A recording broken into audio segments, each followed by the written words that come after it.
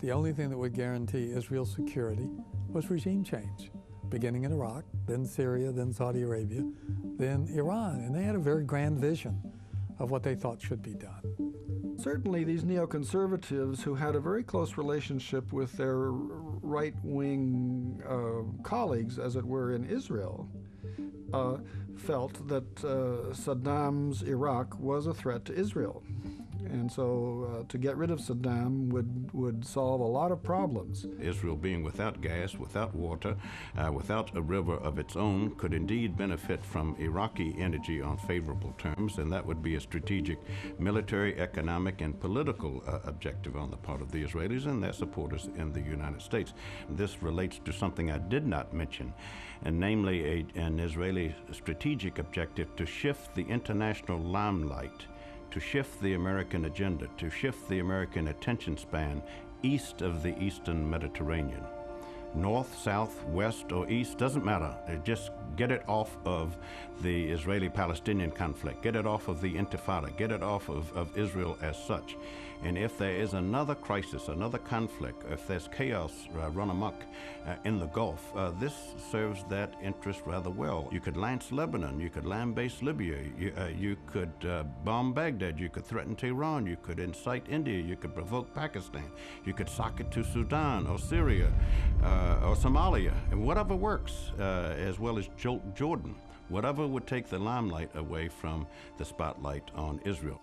As far as Israel and the Palestinians go, I don't think it matters much who wins in any presidential election. The policy of the United States will be one candidate is 100% for Israel and the other one offers full support for Israel.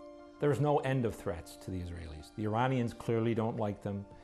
The Israelis are very worried about the Pakistanis having an atomic weapon, a nuclear weapon.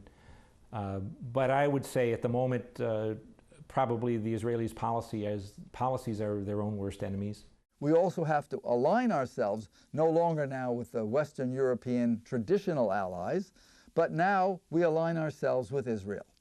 And this was the model that was picked up after 9/11, when the country was in shock.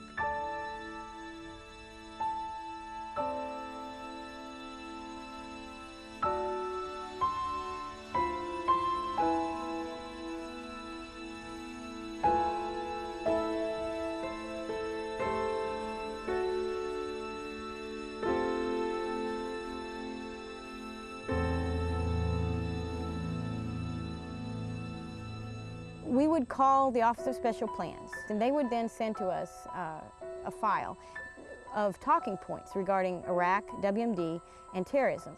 Iraq, WMD, and terrorism, we now know that the association therein was not exactly what it was made out to be. In the Pentagon, we kind of knew this already because we had access to the intelligence. So when people said Iraq, terrorism, and WMD,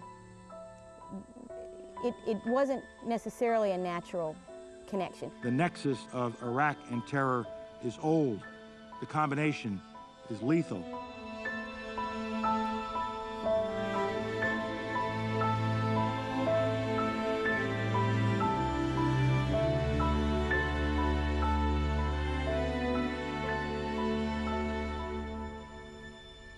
With this track record, Iraqi denials of supporting terrorism take their place alongside the other Iraqi denials of weapons of mass destruction. It is all a web of lies.